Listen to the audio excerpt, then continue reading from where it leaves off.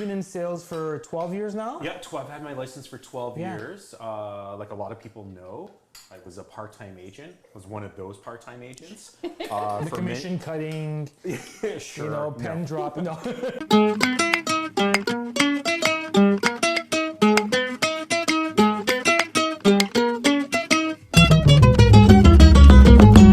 Welcome back to episode number 6 of The Secret Ingredients to Real Estate. Today we have a special guest, and her name is Jordan.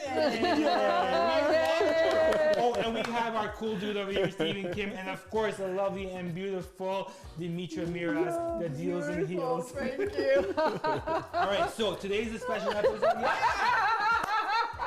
That was awesome. I love it. I love it. Yeah, I love that. So today we have a special guest. Of course, we've got Stephen Kim from Stephen Kim Homes. We're gonna talk. We actually have 3 generations of real estate here. So today is Real Estate 101. So before we get into the whole real estate talk, let's talk about food. Food, yes, Yeah. absolutely. Yes. Okay, today I have the lovely Jordan helping me, right? She loves to cook, and today's recipe is called Dump-and-Bake Ravioli Casserole. A good friend of mine, a dear friend of mine, Diana, has been watching our shows, right? And she volunteered completely unsolicited this amazing, unsolicited, yes. Such realtor lingo, right? Unsolicited recipe, because we all, you know, everything kind of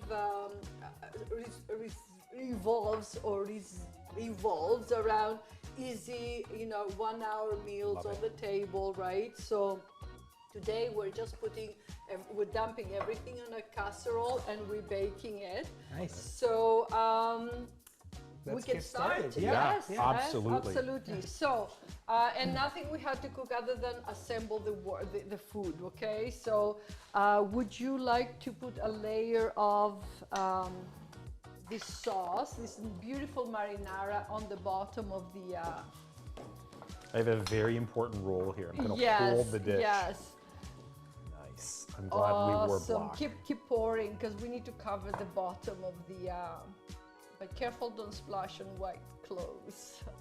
Oh, that's the best. Getting dirty while cooking is probably it's like everything real estate, right? Yes. Get your hands in there. Sherif must not do a lot of laundry. Exactly. I'm the laundry monster. For Yeah. sure, for Good sure. job, sweetie. Nice. So we got 3 generations Yeah, of real that's estate over here. Yes. Crazy. Perfect. That's excellent. So 3 Thank you, Jordan. generations Be prepared to repeat that. are what? Like, what are the 3 generations? 3 generations of sales experience, Okay. right? Come on. So, So let's Dimitra, how long have you been in sales for? Over 40 years now. 40 years. That's crazy. Yes, yes. If you think about it, the social media in those days was Yellow Pages, and we had to do our advertising in cut and paste. Wow. We had a cut and paste room. So not to date myself here, but that's how it was happening, right? Yeah. Awesome.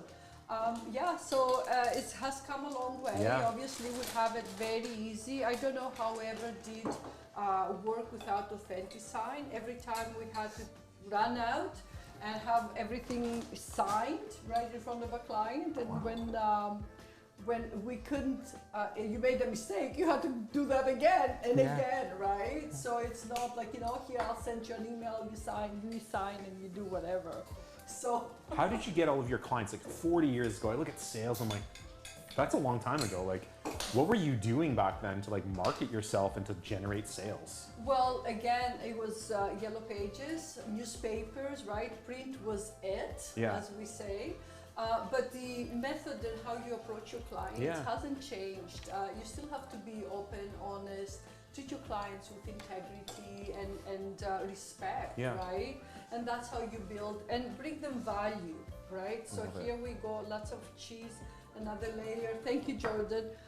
So essentially, you know, the gist of it, of sales, is still the same, right? You still have to treat people with respect. You still have to bring them value. You still have to sell them what they need for what their objectives are. So So that's my story. I love that. That's awesome. And Steven, you've been in sales for 12 years now? Yeah, I've had my license for 12 Yeah. years. Like a lot of people know, I was a part-time agent. I was one of those part-time agents. The commission cutting, Sure. you know, pen drop. No. But I was part-time for 8 years. Oh, wow. I was a full-time elementary school teacher, and I did real estate literally like as a hobby. And people were like, why did you get your license? I actually got my license not to become a real estate agent. Right. I got my license because at that time we were going to have a family, and we wanted to sell our house at that time. Right. And I was like, it actually is going to cost me less money to get my license versus paying a listing agent commission. Interesting. So I kind of worked backwards. I was like, okay, I'll get my license in 9 months. Did it, then sold the house at the time. And this was 12 years ago. Yeah. And my neighbor was like, "You're a real estate agent?" I was like, "Nope. I just did it to sell the house." He's like, "Can you help with me?" And it just kind of snowballed up until that point. And Wow. I left the board January 25th, 2019. And the main reason, the only reason I did that was because I wanted to spend more time with the kids. That's amazing. You know, it's interesting you say that because a lot of people get into real estate, they think they're going to have more time, but they don't actually have more time. So what's your secret? How did you buy more time from a full-time teacher's job or principal? Teacher's job yeah. to like one of the largest growing teams in Vaughan Richmond Hill, you know, like overtaking the GTA. Who's that? Yeah. What's her name? Because I want to join that team. For me, like I love this story because a lot of people get into real estate. I feel because they're like, I want to make money. Right. I actually got into real estate because I wanted to save money. I wanted to save paying someone that commission. Amazing. But in terms of like, saving time, people talk about work-life balance. Yeah. As an entrepreneur, that does not exist. I don't care who you are, whatever type of business you're running. If you're trying to fight for work-life balance, you're never going to get it. Yeah. You get freedom or flexibility. You get one or the other. Most people think, but you're your own boss and you get freedom and flexibility. You don't. I have utmost flexibility. Yeah. I can do whatever I want to do, whatever day, on any given day, but it comes at a cost. Right. And that cost is the time that I need to make up for that time that I put towards something else. Yeah. Like my flexibilities, I drop them off every single morning. I pick them up every single day. I get to go on every field trip. That is my love.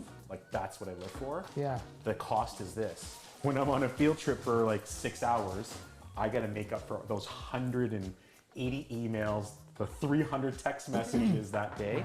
And I do that when they go to bed. Yeah. That's crazy. So freedom so Dimitra, Yes.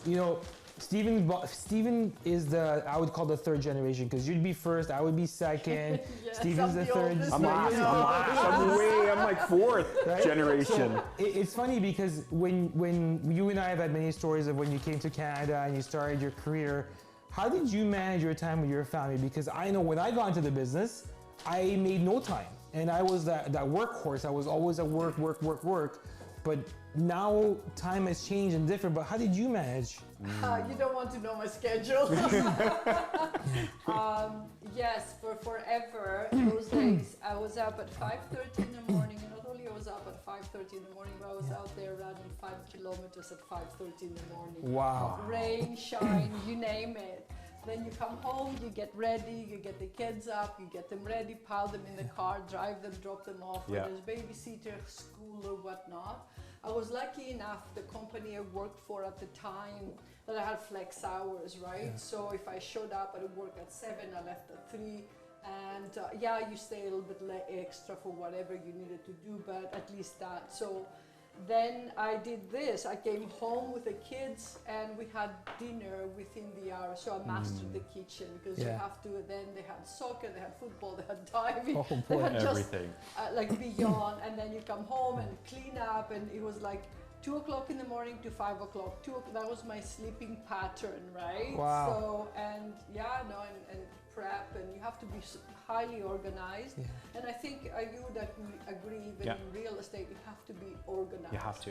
Time management is just, Oh. it has to. Like, it cannot change. Like, Yeah. you have to be on a very rigid schedule. Yeah. Yeah. It's Right. funny because I just spent 7 hours talking about time management and like having like your non-negotiables. Like, you know, you have your non-negotiables, but before we get into this, go back to the food. So right, no, we're already done. Just like eyeing it up the whole time. We are so done. I'm just going to rinse every little bit of this marinara sauce and kind of put it on top. And then what are we going to do? This is it. We're going to cover it with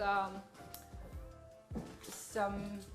I love that you don't oil. waste like the sauce in the container. No, Like, why? I love that. I love that. And you know what? I forgot. Sorry, I'm making so much noise. I forgot to add. We had fresh basil to add basil or basil, and now one of those gentlemen have to help me put this in the oven. Okay. All right. Absolutely. Oh, basil smells Can you help me, so sweetie? the good. basil smells so delicious. Like yeah, Careful. it's pretty amazing. Okay. Yeah. All Okay. right. Just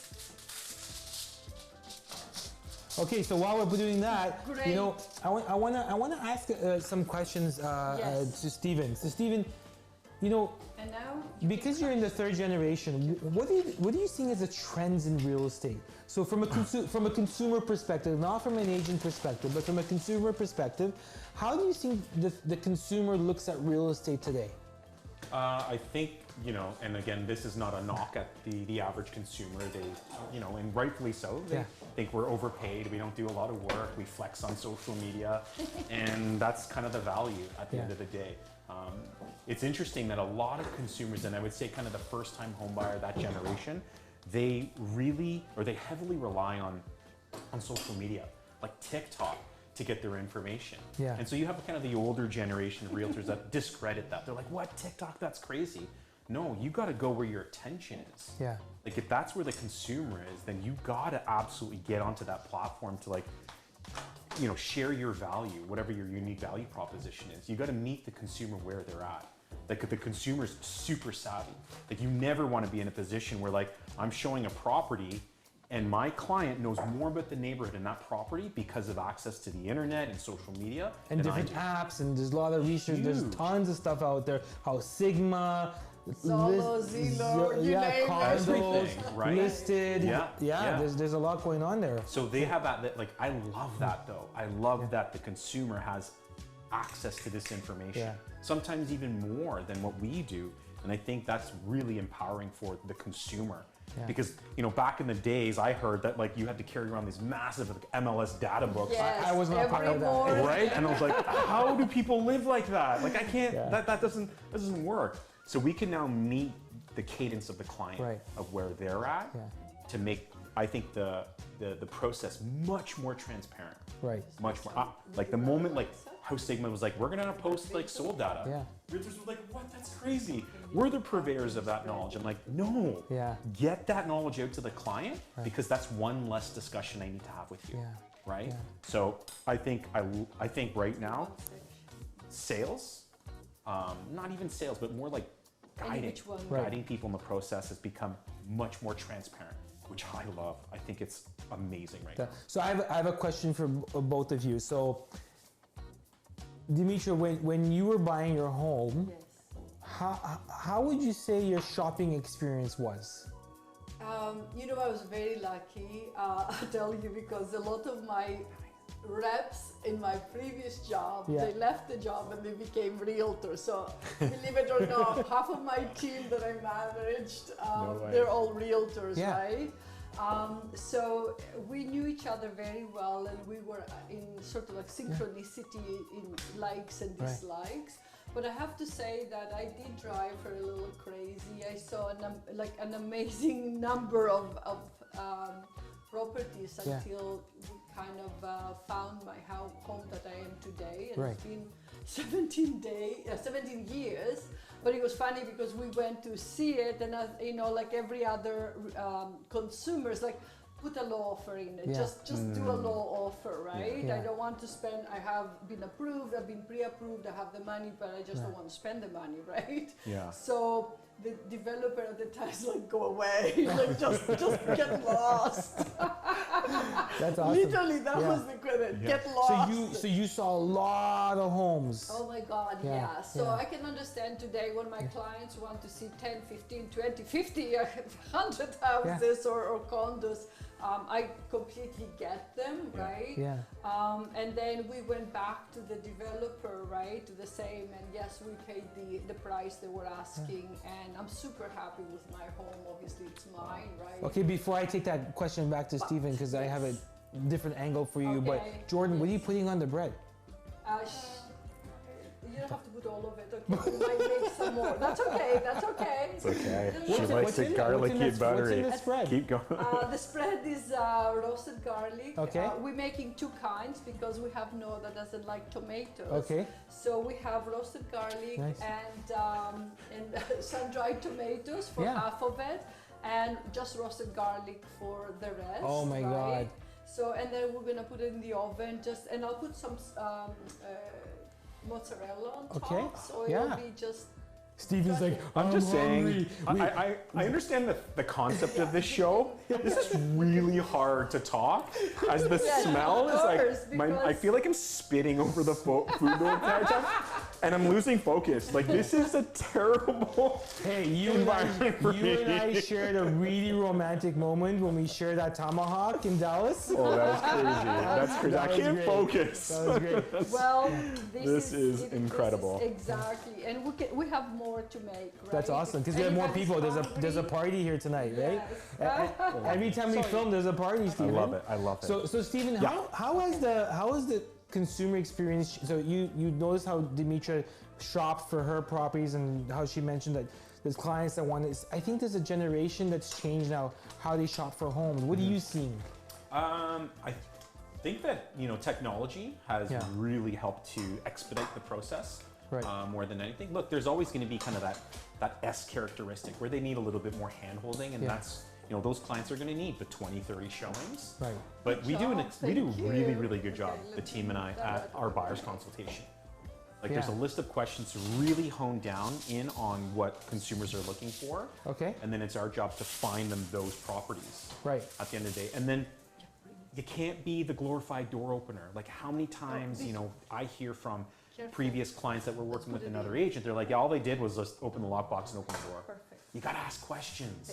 Right? As you ask questions, what I'm doing is I'm actually paring down your list to what you actually want in a home. And I think that's really important. So, we all know this in communication. The person that asks the most questions or the best questions controls that conversation. Right. And it's not like I want to control the conversation. I just want to get you into a home in kind of the path of least resistance more than anything. Because I think at that point, like showing them 30 homes, they're going to be like, what was home 2 again and 3? That's not what we want to, that's not the experience we want to give to consumers. And so you actually brought up a really good topic here, is that you walk into a home, you open the door, like, here's the kitchen, here's the living room. Yeah. But they already know that. They have eyes in their face. I know it's a kitchen and I know it's a living room. I do believe, and sorry, I don't mean to cut in, but I think majority of people want to know what was the last sale, how much it was sold, what do you think the value of this house is, if I pay X, is it like, do I get my money's worth, right? But and you'll attest to this, we start seeing multiple offers. Yesterday we were literally bidding on a condo downtown. There were 17 offers. I'm holding my breath. How much did it sell for? It has not been posted yet. We have a bet. She said 1,040,000. I said 1,020,000. Yeah, no, you said 120. I can't remember. You said a little bit below 900, and I said between 120, 140. Yeah. 17 offers, right? They were coming fast and furious, right? And we haven't seen this in a long time. I mean, you've seen maybe 2, 3 or whatnot, but 17? It's like at that point, it was like you feel literally defeated, right? Like I just, where do you go from there? Yeah, you're absolutely right. Like not only like are like realtors disenfranchised and tired, losing multiple offer after multiple offer, like the client too is like scratching their head being like, what just happened? Right. This is what we experienced in February of 2022. Right. We're a year away, like what happened? Yeah. Right? And I think things like this is where I wish that real estate agents could talk to clients more frequently. Yeah. To be like, hey, this is what's happening. Like my team knows this. Like back in October of last year, I said, you better be talking to every single person because in the beginning of Q1 to 2023, the market's gonna shift quick. And they're like, well, why do you think that? I'm like, because the Bank of Canada is taking an aggressive approach. They gotta do what they gotta do, but we know whatever they do takes usually 12 to 18 months to come to fruition to see the effects. So we're gonna get into an inventory like shortage, and buyers are gonna get acclimated to what's happening, and then they're gonna push into the market quick. Like the financial market and real estate market behave very differently. Financial markets progressively swing up and down. Real estate, very quick. And that leads to something I talked about in the past about the opportunity of real estate. You know, is it a privilege or is it the right? So we'll get into that a little bit more after our break. Okay. So when we come back, we'll get more into this conversation. Love it. Okay, perfect. Awesome.